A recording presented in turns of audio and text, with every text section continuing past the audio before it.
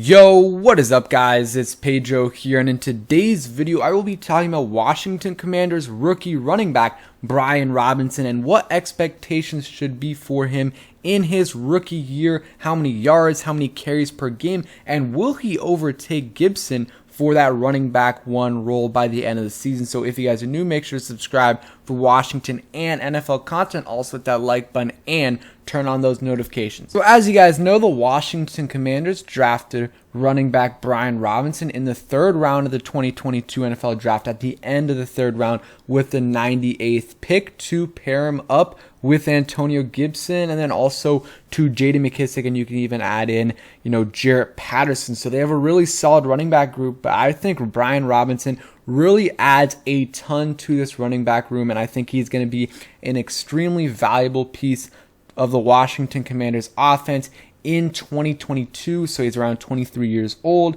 Obviously, he plays college football at Alabama, 228 pounds, about 6'1". So he is a big guy. He is a big running back who's going to be able to run people over. So that's really going to help out the Washington Commanders. So real quick, let's go over his stats kind of in college so maybe we can see what we can expect. So played 5 years because he got the extra year because of the pandemic. Freshman year, nothing too crazy. And again, you have to think about all the running backs that Alabama has produced over the last few years, like Najee Harris, Jacobs from the Raiders. They've got other guys as well in the past few years, Damian Harris. So they've got a ton of running backs. So that's why the first few years he didn't really get that many carries, but 165 yards his first year. Every year he improved then to 272, 441, 483, and then in his senior year, his second senior year, he had 1,343 yards with 14 touchdowns because he was the lead back. So he improved every year,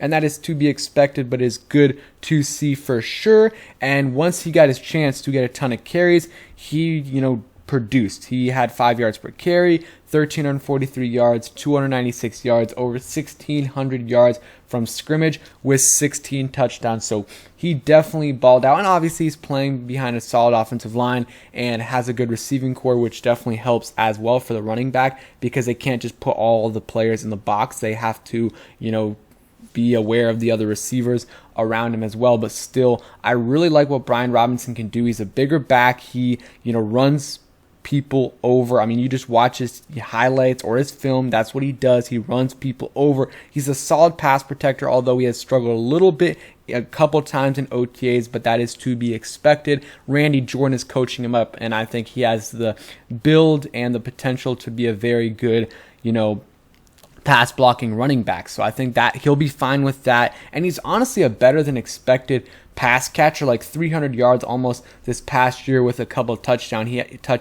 He has solid hands. I'll show you guys a clip from, I think it was rookie minicamp, of him catching a pass. So, he can do different things, but with the Washington Commanders, I think he will be used more as a, short down back. But it's not just going to be that, because you don't draft a guy just to be a guy that gets you 3-4 carries a game in those short yardage situations. Because if that's the case, you could assign someone or draft a guy in the 7th round that's big. But Brian Robinson can do more than that. He's actually elusive for his size, 4.5, 40-yard dash. So he's pretty quick also for that size, but of course runs people over. And I thought this is an interesting stat right here from Matthew Friedman, who said Nick Saban, Alabama running backs drafted with a top 100 pick, and he reads all these guys out, some names: Mark Ingram, Eddie Lacy, Kenyon Drake, Derrick Henry, Damian Harris, Josh Jacobs, Najee Harris. Every guy on this list has at least one season with 1,000+ yards, and I think that's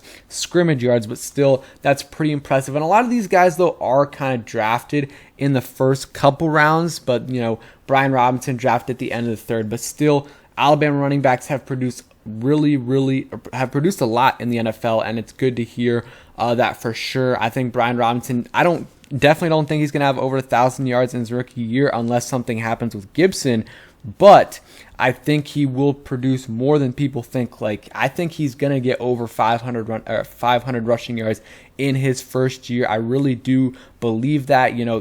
Gibson is always kind of struggles with some injuries, even if he doesn't miss games. Like his rookie year, he missed, I believe, a couple games because of a turf toe. Last year, missed one game because of the virus. But every single game, he was questionable with, whether it was a shin injury, a hip injury, a shoulder injury, a toe injury. It just really was unfortunate last year. And I love Gibson. I really, really do. He cut down, cut some weight this offseason. So I think he's going to be even better than ever. But he even had that slight hamstring injury and he was back. But like things like that scare me a little bit. And that's why I think drafting Brian Robinson is a great move, because it gives you some insurance. I think Gibson is no doubt RB1, but if he gets hurt or maybe struggling with some fumbles, you can bring in Brian Robinson, and he's been able to be a bell cow running back, before. He was in his senior year. They just gave him the ball, and the other team couldn't stop him. So I think they can do that if Gibson's out. But I still think, even if Gibson's healthy, I think they're going to take a couple carries away from Gibson a game and give those to Robinson, just so that, Gibson isn't getting 20, 25 carries a game, so that at the end of the season, he's just really, really banged up. Maybe instead of averaging 19 carries a game, maybe Gibson goes down to 16 carries a game, and then Brian Robinson takes some of those carries, and he also takes some of Patterson's carries last year, and maybe even some of McKissick's. And I think Brian Robinson will probably average in between 8 to 12 carries a game. And, if you multiply that by 17, I think and multiply, 17 for the 17 games. And then let's say he averages 4 yards per carry, which I think that's realistic because he averaged 5 yards in his last year at Alabama. I think it'll be a little bit less just because I think he will be used a lot in those short yardage situations. So, he'll be asked to get 1 yard. And if he gets that 1 yard, it is a success. It is a massive success, but his yards per carry won't be high. So let's say it's a 4 yards per carry. That puts him at 680 yards on the season rushing. So he could be in that range. I'll say 550 to 750, maybe 600 to 750. I really think he can do that in his rookie year. And I think it won't just be short yardage situations. I think also an area where Gibson struggled in was from the 0 to 20, so from our own goal line to the 20, he had a couple fumbles last year at unfortunate times. So I wouldn't mind giving those, carries to Brian Robinson,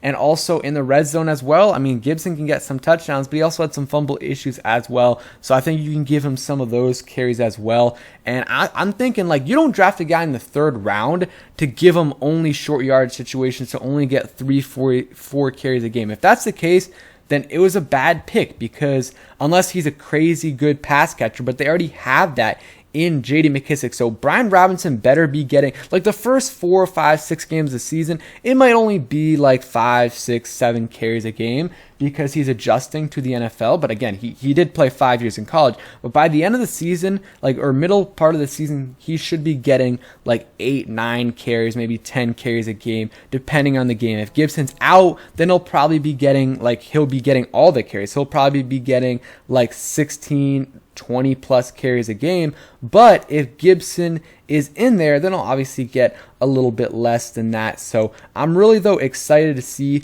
what Brian Robinson can do in his rookie year. Here's a clip from rookie minicamp, I believe, so you guys can see this real quick. Actually, let me go back, because that's fine right there. So, I mean, nothing major, but just showing off his hands right there. That's from Sam Howell. So, I mean, yeah, I think he can be used as a pass catcher as well. He's underrated in that sense. You saw that right there.